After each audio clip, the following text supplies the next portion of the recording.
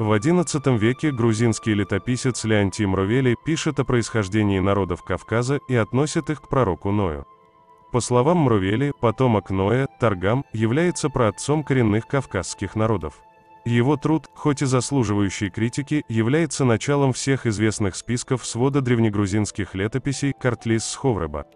Согласно Леонтия Мровели, первыми поселенцами на Северном Кавказе были двое из сыновей Таргама, Лекос и Кавказ, последний считается предком современных ингушей.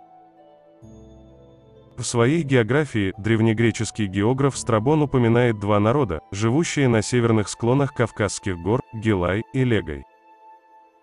Востоковед Юлиус фон Клапрот писал следующее по этому поводу. Страбон сообщает, амазонки жили в горах над Албанией. Феофан, сопровождавший Помпея в его экспедиции в Албанию, по крайней мере утверждает, что албанцы были отделены от амазонок скифскими племенами легов и гелов, и что река Мермодалис образовала границу между этими двумя племенами, но Скасий, Митродот, Гипсикрат и другие, которые были хорошо знакомы со страной, утверждали, что амазонки были соседями горгорейцев, населяющих северное подножие Кираунских гор. Эти сведения, упомянутые Страбоном, сводятся к одной и той же точке. Леги – это современные лезги, гелы – это ингушское племя Галгай, и Кираунские горы, северные хребты Кавказа, вплоть до Бештау. На основе этих сведений американский картограф Джозеф Колтон составляет современную карту, опубликованную в 1855 году в Нью-Йорке. В самом сердце Кавказа находится страна Гелия, расположенная на территории современной Ингушетии и Чечни.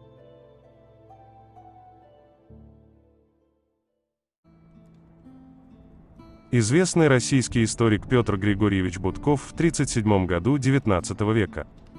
Диодор Сицилийский говорит, что после того остатки амазонского народа исчезли в Темескир.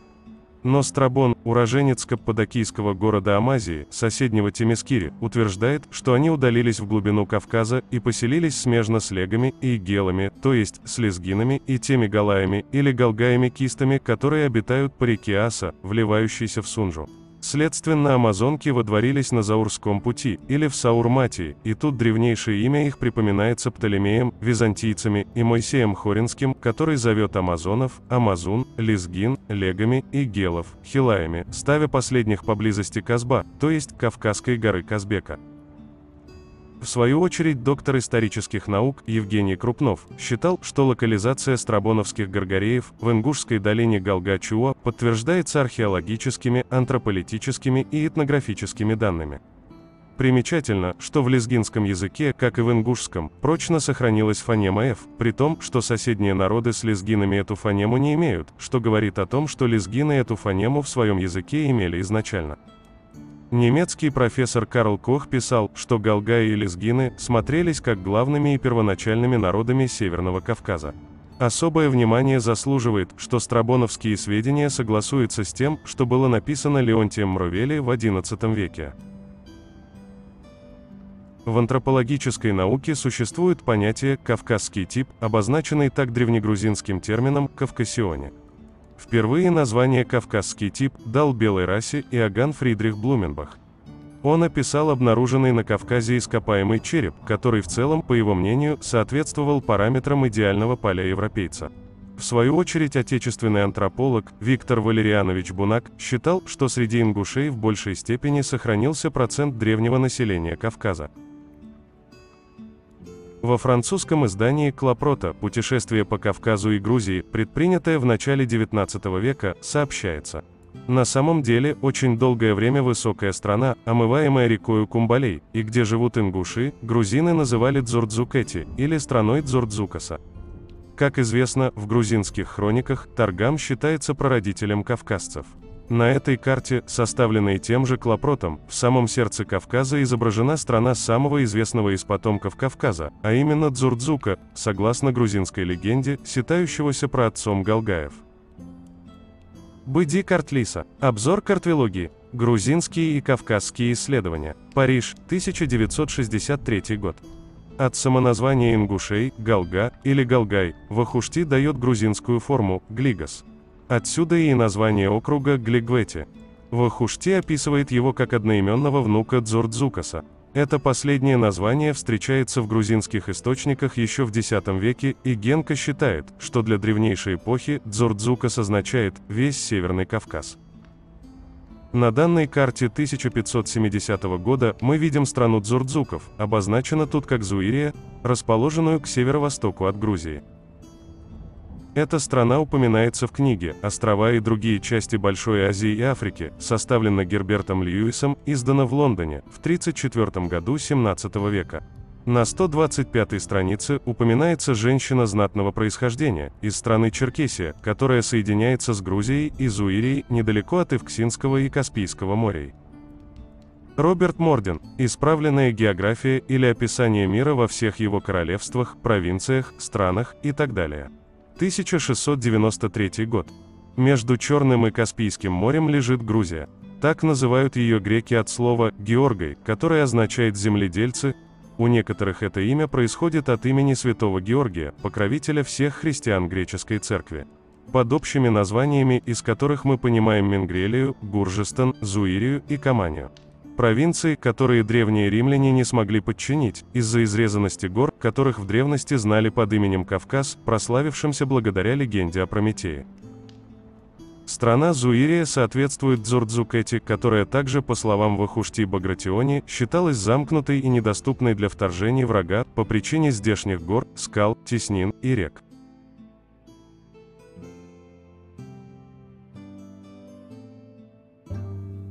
Этимология слова «дзордзук» часто связывают с воротами и крепостями, расположенными в Горной Ингушетии.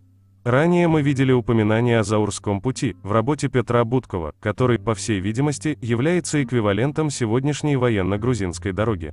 Следующее, также написанное Петром Будковым, является возможным происхождением известного экзотнонима «дзордзуки» в древнегрузинской литературе.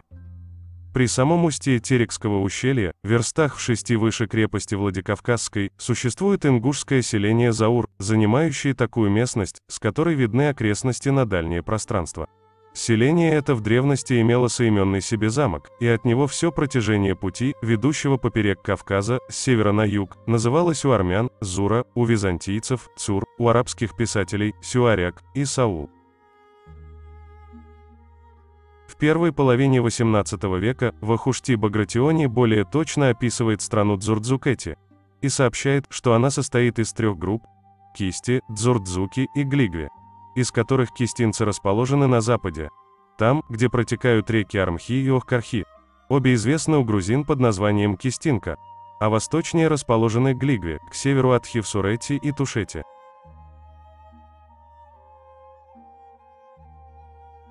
Наталья Волкова писала, что термин «ингуш», наряду с именем Глигви и Кисти, в документах XVIII века выступает как синоним имени Галгай.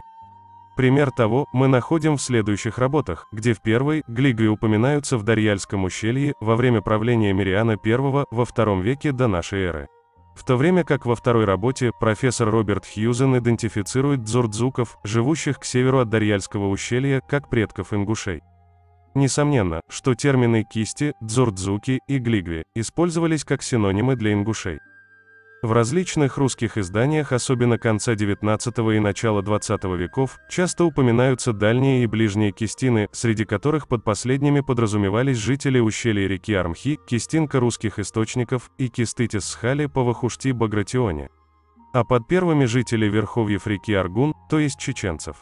По наблюдению Григория Вертипова, дальние кистины раньше относились к ингушам, и лишь в настоящее время эту группу населения относят к собственно чеченцам. По этой причине более современные историки считают дзордзуками не только ингушей, но и чеченцев. Но проблема заключается именно в употреблении названия чеченцы. Немецкий профессор Карл Кох в своем путешествии через Россию к Кавказскому перешейку в 30-х годах XIX века сообщает, что в Чечении, в большом селении на Аргуне, в прошлом веке объявился предводитель и поработил все племена равнинных областей. По главной местности всех его подданных русские покрыли именем чечен или чеченцы, имя, которое неправомерно принято многими другими народами. Об этом также пишет этнограф Фома Гарипекин, считая ошибным называть ингушей чеченцами, так как название чеченцы заимствовано от другого народа. Изначально общество, известно как чачаны или чеченцы, было расположено на равнине к северо-востоку от страны дзурдзуков, то есть оно не входило в Дзурдзукети. Это общество было основано тюркскими племенами, скорее всего аварцами. И не случайно, что оно входит в территорию Дагестана в географии Вахушти в 1745 году. Это подтверждается в более ранней работе Иоганна Гербера 1722 года, который упоминает чеченцев как одно из племен Дагестана, прежде зависимое от Шамхала. Новый азиатский журнал, сборник мемуаров, выписки и уведомления. Париж, 1830 год. Часть Кавказа отделяет Тушин от Кист-Глигвов. На юго-востоке, где Тушети заканчивается, находится восточная часть Кавказа, край аваров и чачан, который отделяет их от Дидоэти. На западе Кавказ отделяет Тушин от Кахети, а к северу от Глига-Кисти. Как сообщал Юлиус фон Клапрот, страна ингушей и галга называлась у грузин Кист-Глигва. Приват-доцент истории и этнографии Киевского университета Алексей Грен в 1896 году заключает следующее по поводу чеченцев и аварцев. Судя по антропологическим данным, оба народа ближе к южно-русским народностям и к тюркам, чем к закавказским. Обыкновенно полагают, что дзурдзуки грузинской летописи и есть чеченцы, но все это бездоказательно. Приходится сказать, положа руку на сердце, что и чеченцы, и аварцы не автохтоны Кавказа, а пришли туда с севера. Но откуда и как, могут сказать лишь более точные и продолжительные исследования. Оба народа во всяком случае хоть относительно родственны. Известия Кавказского отдела Русского географического общества, том 18, 1905 год. Чеченцы, вообще, не очень давно осели на Кавказе, поселились же в местах древних гелов, может быть только после того, как пришли вместе с ордами Чингис-хана из Центральной Азии. Во всяком случае, чеченцы не могут быть в точности отождествлены с каким бы то ни было из народов, упоминаемых древними географами. Известия Кавказского отдела Русского географического общества. Том 13, 1900 год. Кроме ущелья Осиновского по реке Аси, ингуши живут и в ущелье Дарьяльском по реке Тереку. Северная часть территории, в бассейне притоков Терека, имеет почти степной характер. Совершенно точную границу ингушских поселений определить трудно, потому что, кроме принадлежащих к так называемым дальним кистинам, уже совершенно слившимся с чеченцами, ингушей, живущих по ущельям реки Аргуна, кистины, в числе 392 дворов и 2150 человек, живут в обществах Саханойском, Майстском, Джакольском и других Тянецкого уезда Тифлисской губернии, а также в различных местах Сунжинского отдела и Владикавказского округа Терской области. По словам Григория Вертипова, основанным на собранных Дубровым преданиях, чеченцы пришли откуда-то на берега реки Аргуна и Сунжи всего 2-3 века назад, и вместе с ними же пришли и родоначальники части восточных ингушей.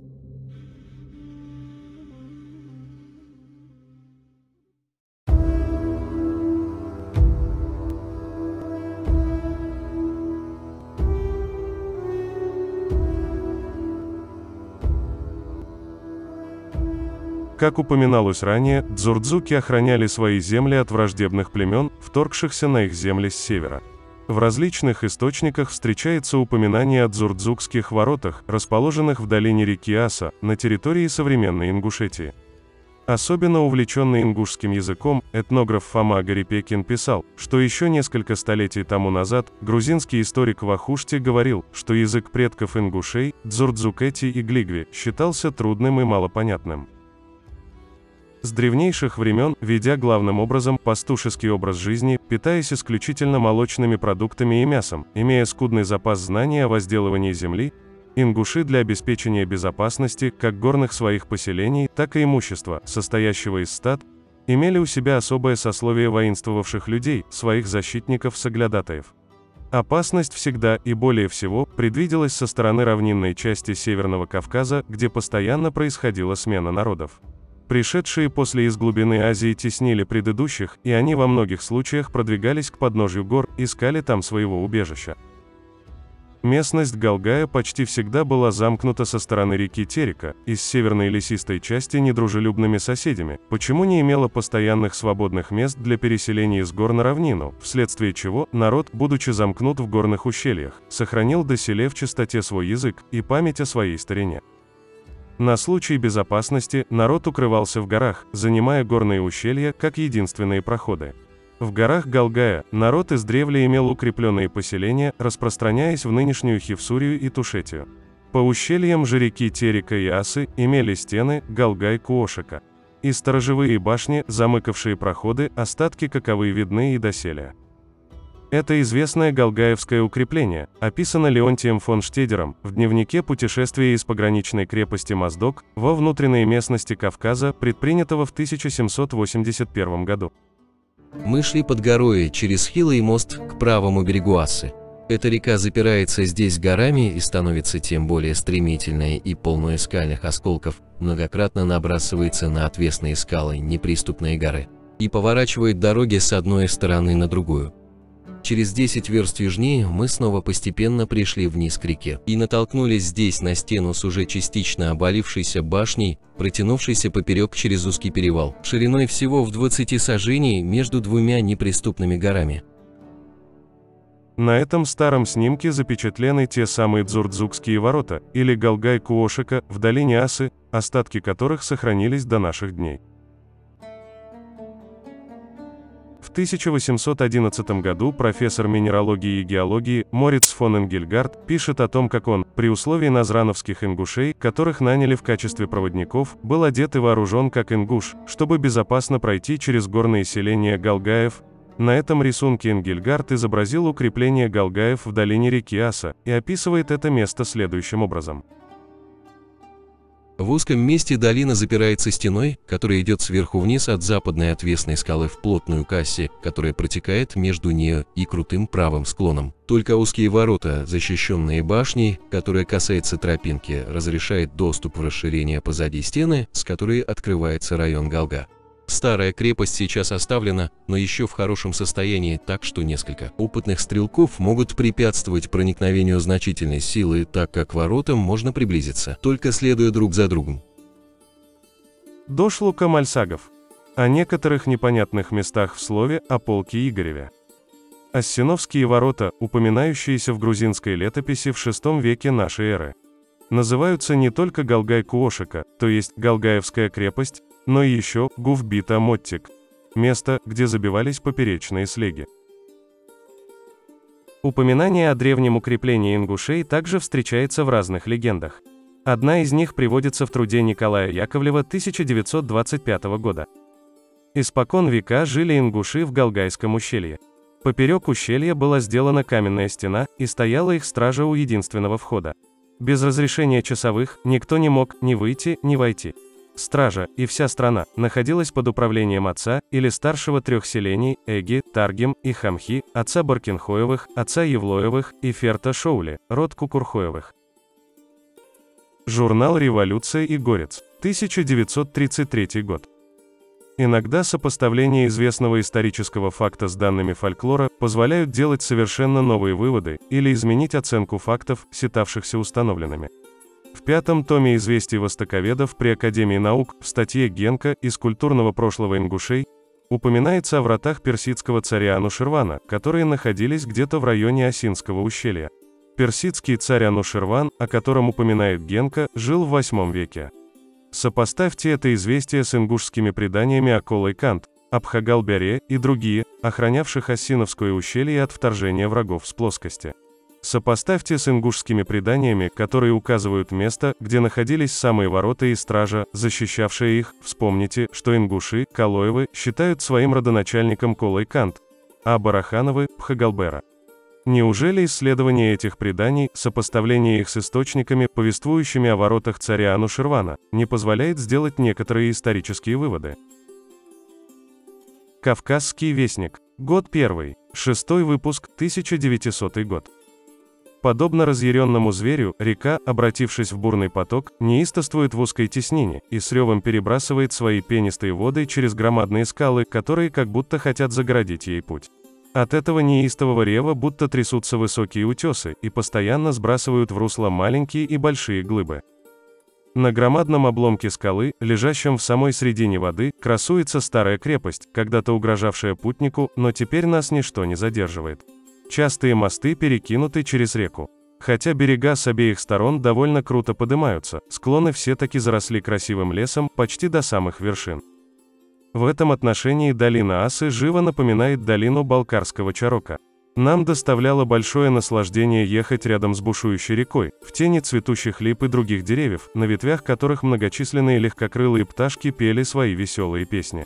Река Аса имеет со многими кавказскими горными потоками ту особенность, что она в верхнем течении местами сравнительно спокойна, но там только проявляет свои демонические силы, где прорывается через горную цепь, которая препятствует ее пути.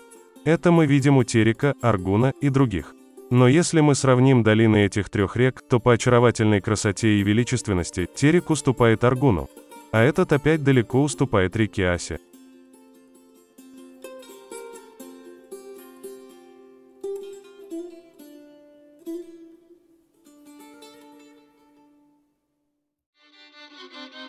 Асинское ущелье, в котором было найдено захоронение, являлось одним из важнейших стратегических районов Древней Ингушетии и всего Кавказа, через которые пролегал путь из Северокавказской равнины в ее центр – Джейрах и Дарьяльское ущелье. Это была дорога, по которой Тамерлан направился в горы, известная в народе под названием Вордник – Арбовая дорога. В фамильном предании Тейпа сохранился факт трагедии, произошедшей в этом замке. Согласно ему, камень, на котором стоит самая выступающая его часть, некогда раскололся на две части, вследствие чего мгновенно умерло несколько человек, упав в расщелину. При ближайшем рассмотрении остатков башни факты из предания находят свое место. На противоположном от разлома остатке стены башни видны глухие оконца, которые могли находиться только внутри ее. Рядом заметен вход, который застроили позднее.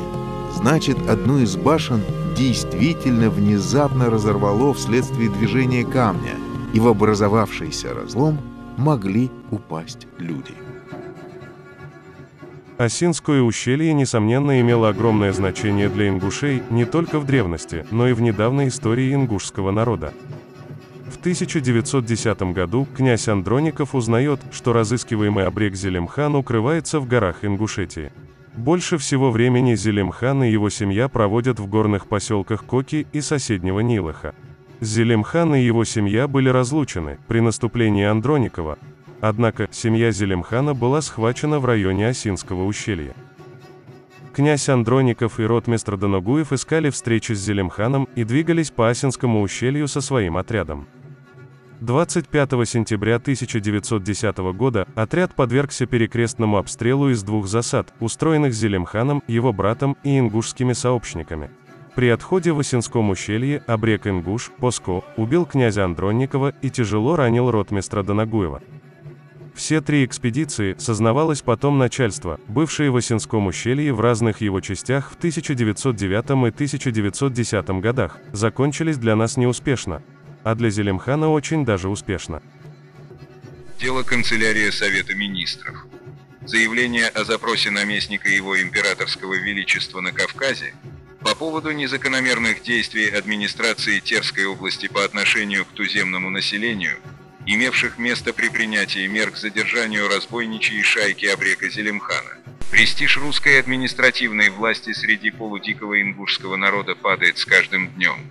Понятие о законности утрачивается, человеческая жизнь совершенно обесценивается, и чужая собственность не признается вовсе. Мало того, ингуши очевидно не останавливаются, и перед тем, чтобы открыто выступить против правительственной власти, желающие охранить как их личную, так и общественную безопасность. Это подтверждается тем, что 20-го прошлого сентября они вместо содействия, которое должны были оказать воинскому отряду, посланному для поимки главаря разбойничьей шайки обрека Зелимхана, сами примкнули к этой шайке и напали на отряд в Асинском ущелье, где, обстреляв войска, первым же выстрелом убили своего начальника округа ротмистра князя Андронникова. Возмутительно беззаконные действия ингушей должны, наконец, получить вполне заслуженное возмездие, и потому я решил по всей полноте предоставленной мне государем-императором власти принять против них чрезвычайные меры наказания, предложенные вашим превосходительством в докладе от 2 октября сего года за номер 190-74 «Меры воздействия на преступный ингушский народ» я вполне одобряю и предписываю вам всех жителей поселков Нельх и Кек, среди которых в продолжение 1,5 лет укрывались семьи абреков Зелимхана и Салтамурада, выселить вместе с означенными семьями в Сибирь. Хутора, расположенные по Осинскому ущелью, в которых оказывался приют Зелимхану, и жители которых принимали участие в нападении на войска 20-го минувшего сентября, уничтожить, расселив жителей к местам их приписки. Немедленно взыскать с ингушей Назрановского округа штраф в размере 20 700 рублей, кои выдать в вознаграждение семейств убитых чинов отряда и частных лиц, семейством ротмистра князя Андронникова, 10 000 рублей, поручика Афанасьева, 3000 рублей, убитых 5 нижних чинов и 1 туземца по 1000 рублей за каждого, и в пособие раненым, ротмистру Донагуеву 1000 рублей, 6 нижним чинам и 1 туземцу по 100 рублей каждому, и лишить общества Назрановского округа права выбора себе старшин и назначить туда правительственных. Об этих мерах наказания ингушей я донес его императорскому величеству и вместе с тем вошел в сношение с председателем Совета министров, военным министром, главноуправляющим землеустройством и земледелием и сенатором Никольским, коих прошу оказать содействие к скорейшему осуществлению предпринятой мною чрезвычайной меры наказания, а именно выселение в Сибирь целых семей поселков Нельх и Кек.